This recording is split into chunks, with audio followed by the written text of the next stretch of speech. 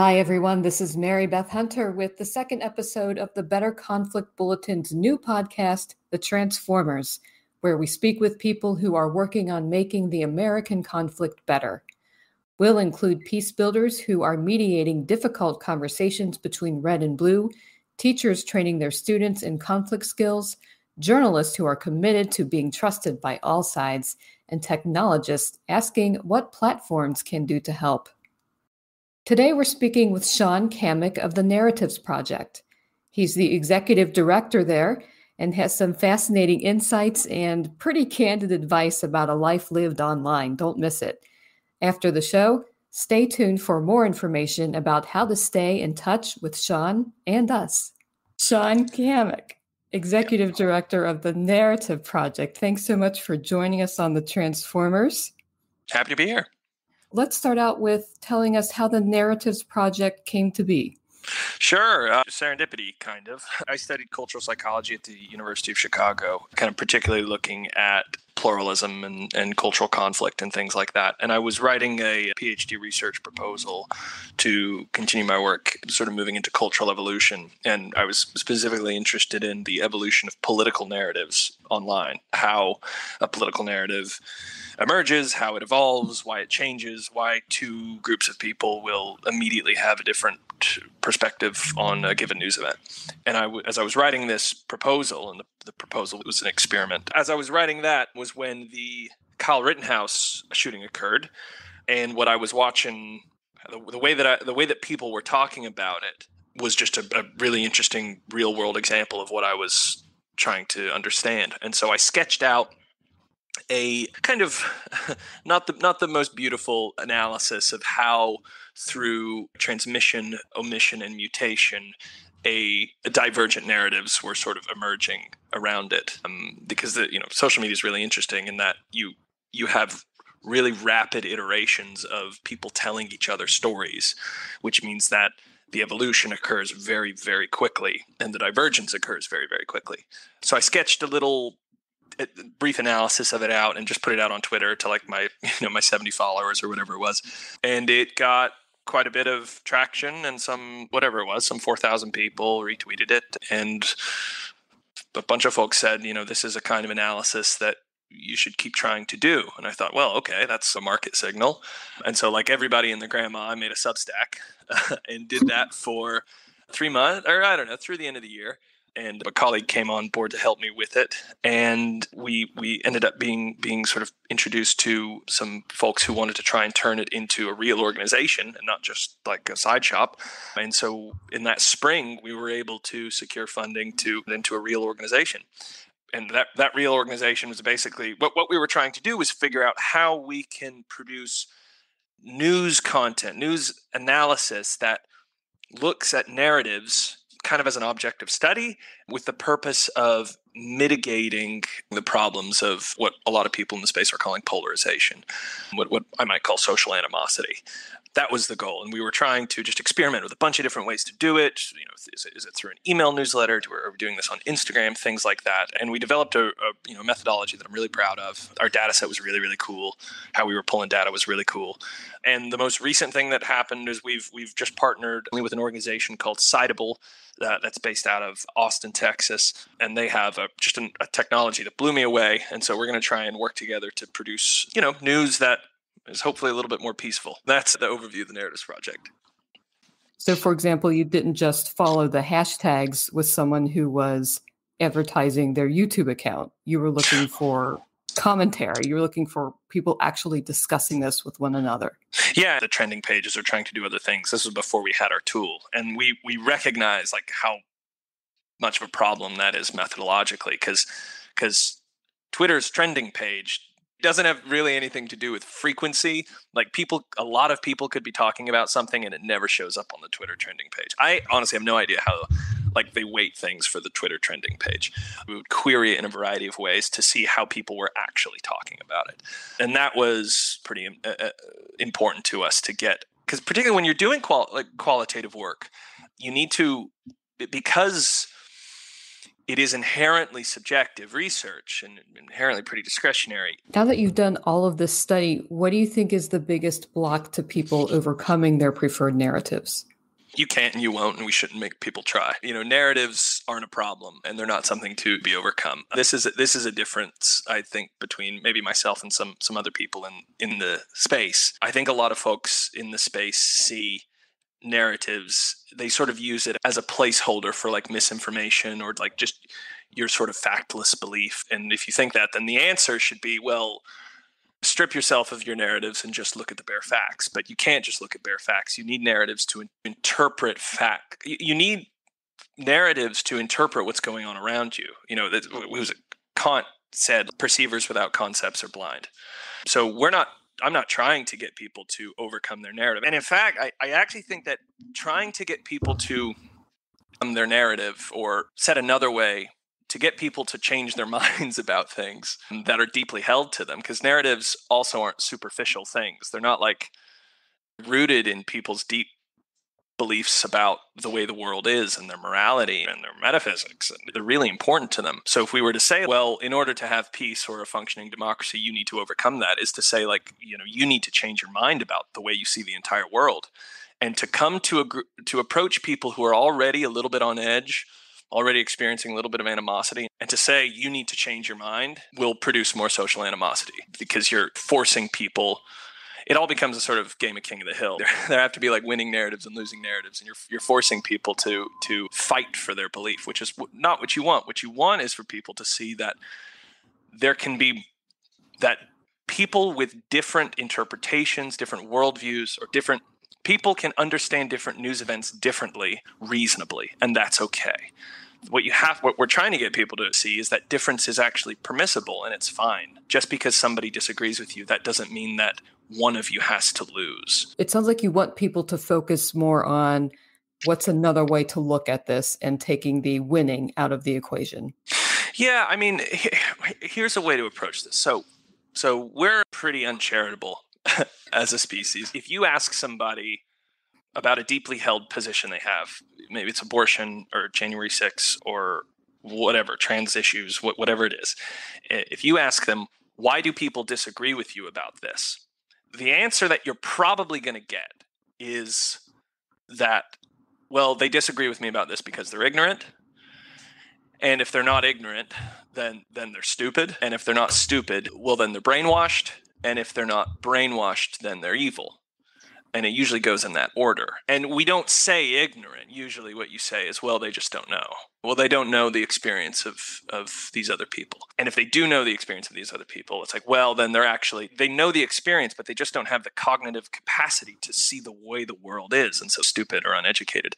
And if they're not stupid or uneducated, it's like, then they've been had by some wily leader or something like that, which is just to say that they're brainwashed. And if they haven't, and if none of that's true, it's like, well, then they know they're doing wrong, so they're evil. And if that's your conclusion, then it makes sense why political violence becomes justifiable very, very quickly. What I'm trying to do, I know that's not the rosiest picture you could ever paint about the way things are going, but what I'm trying to do is to show that, the answer to the question, why do people disagree with you about this, is that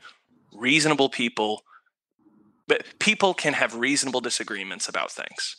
That's the answer, is that people disagree with you because they have different beliefs, and those beliefs have them interpret things differently, and their beliefs and those interpretations are both reasonable, and it's fine. That's what I think you have to do. Brilliant. That's what I'm trying to do. On your website, you say Sure. you want to promote mindfulness, and it sounds like that's tied into this process. So what do you mean by mindfulness, and what do you think is the best way to achieve that? You don't want to be unaware that your view is a view. This whole thing was born out of a PhD research proposal. And I think I see this view a lot from highly educated people, which is that they don't see their own perspective as a perspective. They see their perspective as the truth. They say, I'm just a perfectly rational person. I just see just the facts and and I don't have interpretations. I just see things for how they are. That is not great. It's okay to have your perspective. You have to have your perspective, but you should also be able to see it as a perspective. Like, my view into the world is unfiltered and pure. It's my view. It's meaningful and it's true insofar as relative to my beliefs, but it's not the cold hard truth. So when we talk about the cold hard facts, when we talk about mindfulness, what we're trying to say is, look, just see that your viewpoint is a viewpoint and that there are different viewpoints on this. And that doesn't mean you can't fight about it. I mean, you have to. This is another thing I think I disagree with some folks in the space about, is like some people just want everybody to come together and sing Kumbaya and love one another.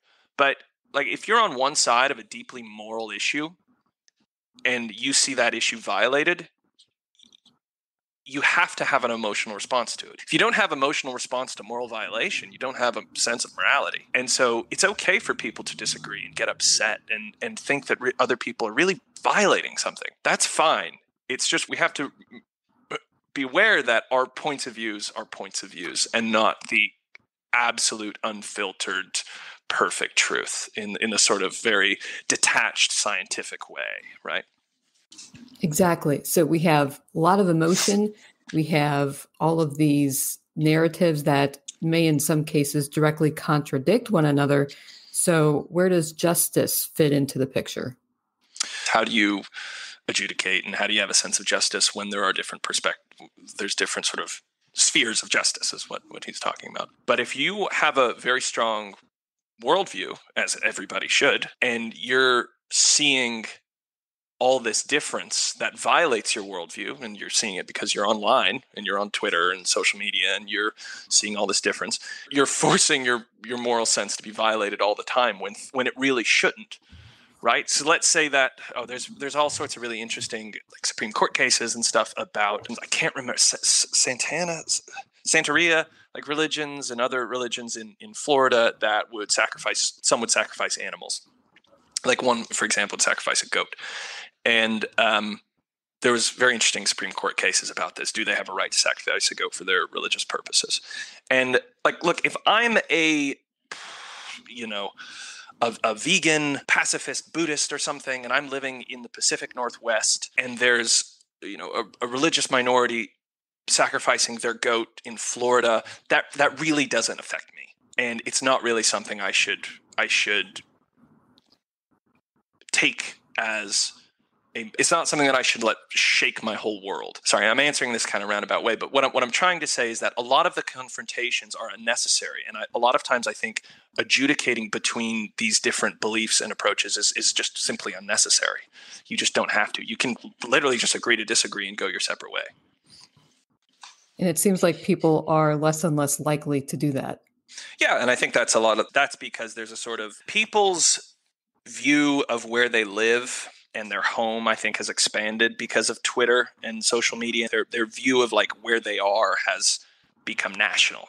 It's become nationalized. Their social ontology or whatever has become nationalized, which means that they're going to be more freaked out by difference within that. In the same way that if I had one belief system and I was living right next door to somebody who had the belief system on the other side, I might struggle a little bit with that. But because that view is expanded to the whole nation, all conflicts have to be sorted out and dealt with and adjudicated, which they really don't. They really don't. Difference is okay, and you can just leave it at that.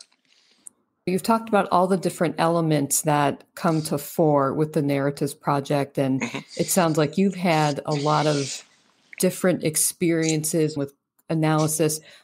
What, in your experience, has best prepared you for your role here? My work at my research at the University of Chicago, a lot of what I was doing there was trying to understand cultural differences and how can we be pluralists about all these sorts of topics. I did my master's thesis on what happened at Evergreen State College in 2017. I watched all their footage and coded it and wrote a paper about it. And so I've spent a lot of time looking at people who are really morally animated and in conflicts. And I think I get it. And I don't think that the answer to that is for people to not have morality, a moral sense, or for them to come together. Maybe that's the answer, is that I walked out of University of Chicago being a pluralist, meaning that with monists, which are, unfortunately, I think a lot of people in the depolarization space or the bridging movement, I think a lot of people in the space think that the answer is for people to come together in the middle, and that the answer is in the middle, and we just need to sort of pull all these extremists, what they call extremists, into the center and then we'll all sort of agree, and that's how you solve this. That's how you solve it. And I just don't think that's how you solve it. I think doing that will cause more problems, and I think it's fundamentally unethical because people can live the life that they want to live. And if that's one particular way that violates your morality, as long as it doesn't violate your person, who cares? Just forget about it and live your life the way you want to live. Live and let live, I guess is the answer. Because you're asking both sides to make some sort of sacrifice and violate what they consider the moral high ground. Yeah, not just the moral high ground, but their fundamental sense of morality. You're asking both sides to change. It's not like, well, we need compromise, because the people who are asking for compromise have their own moral sense, and it just happens to be in the center. And so what they're saying is, no, everybody just agree with me. They're not saying that as a compromise. They're saying it like, well, we need to come together where I happen to be morally. And it's just kind of a cheap trick, frankly. You have this unfortunately unusual view of this, and obviously it would be helpful if more people had this overhead perspective on these controversial topics. So what advice do you have for journalists who have to navigate all of these different narratives? Be transparent, say what you think. If you're covering abortion and you're pro-choice, say it. Don't pretend you're objective, because you're not, particularly with the way journalism is today. People aren't even trying to be objective. It's debatable as whether you could ever be objective, but they're certainly not even trying now. So just be transparent, I guess, and understand that narratives are not a problem, and understand that your perspective is a perspective. Now, I'm not a journalist. They see their role in a variety of ways. Maybe if there is a great immoral thing happening, their job is to point it out and try and justify, search for justice or something, or bring the right people to account. For people who are not in the bridging space, who are just the average users of social media, what advice do you have for them as to how they can contribute to bringing the temperature down a little bit and paying attention to other people's narratives? Pay attention to your own first. Consider if you should even be on social media. If being on social media is making you hate people, get off it. That's a pretty quick answer to that part of it. Just go and live your own life. The world isn't happening in DC, and the world isn't happening unless you live in DC, but the world isn't happening 100 miles away from you. Like, your world is existing right in front of you, and what you should be doing is going and living that and fulfilling whatever your moral sense is to the best of your ability, not worrying that other people are doing it differently. I got off Twitter. I bailed on it earlier this year because it was making me a worse person. Even though I'm trying to approach it in the way I am, it was just making me a worse person. And it was pulling me away from the thing that actually mattered, which is my proximal experience, things that are happening right in front of me, and the things that I'm actually trying to affect change in. Because the truth is, people going and tweeting things is not going to affect change. It's not. You can actually affect change in your real life. It's much harder, but you can actually do it. So just get off the internet and live a good life. It's difficult for people to acknowledge that, if this happens gradually, that you're starting to become in a space where, oh, this is kind of soul killing. It's very difficult to pull up once you're there. Yeah. Well, it's like watching it's like watching war footage or a train crash. I have a very close friend who studies morbid curiosity. He just graduated from the University of Chicago on that. And he has a lot of very interesting stuff to say on that. Like, why do we pay attention to these sorts of things? Yeah, I know it's hard, but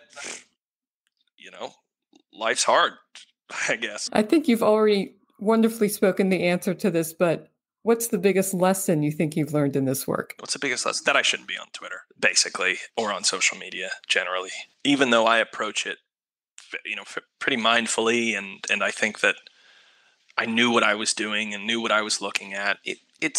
Twitter's kind of an ugly space, I think, and I shouldn't say that for everybody, right? I am a pluralist, so don't let me yuck your yum if you're into Twitter and you can approach it really in a healthy way. I think there are people who can approach Twitter in a really healthy way and do it fine, and if that's you and it adds value to your life and it's better than the alternative. But I think for me it certainly was bad, and I think for a lot of people it's bad. So what I learned was that Twitter just wasn't for me, even though I'm trying to affect change in the space, and like any young professional, everybody has to have a Twitter account. It's like, bullshit. No, you don't. What in your work has really surprised you, that when you were looking at the data, you had a moment where you were saying, oh, didn't expect that? Yeah, there were a couple of really fun ones. Like, there was a story an analysis we put out about, I think it was like Border Patrol in Texas whipping. The story was, some of the stories that were coming out were like whipping immigrants or something like that. And what they appeared to be whipping them. They were holding horse reins because they were riding horses. But even outside of that, the fact that they were chasing immigrants coming over the Mexican border on horseback was really interesting, because I'm from a place where it's not uncommon to see somebody riding a horse, whereas other people in the organization are not from that kind of place. And so what we realized was like the horse, a man on horseback, is a really interesting and divergent symbol. This has different meanings to different people. Like, well, which is what symbols do. They're multivalent, right? They have different meanings depending on you and the observer. And so what we kind of concluded was that, this is more, the image summons sort of visions of, the image of like a white guy in a cowboy hat on a horse chasing like a Hispanic immigrant summons pretty unflattering images about within American history. But if you are from a place where people riding on horseback is totally normal, you don't see that. You mentioned earlier your project was citable, so that's in Austin. And yeah, we'd love to know more about what your goals are for that. Sure. Citable. I was like, to cite something. Citable. No worries. Citable.com. They're an organization that's out of Austin. We've just partnered with them last month so we're still very early stages, but they're doing some very interesting work with natural language processing and like machine learning with news. How can we improve the way? Well, which way the back end and the front end? The front end, the thing that they're interested in is actually distilling facts from just the onslaught of information that comes out every day. How can you actually distill meaningful information from this without doing your on the ground journalism? How can you take this and distill useful information out of it for users? Because one of the reasons I really like this, for a variety of reasons, they're great guys, but one of the reasons I really like this is that I think a lot of people read news that doesn't matter to them. And it would be really good if people read the news that actually mattered to them. And what does it mean for news to matter to you? Neil Postman wrote a book called Amusing Ourselves to Death, I think. And in that he talked about, news is relevant if it makes you change your plans.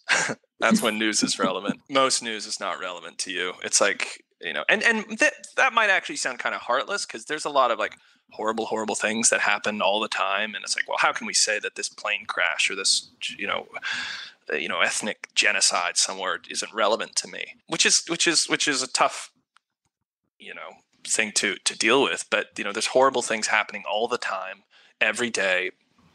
And, if you gave all of them your full attention, you would lay on the ground in the fetal position, completely crippled by it. What you should be doing is finding information that's relevant to you, meaningful to you, that helps you in living the best life that you can.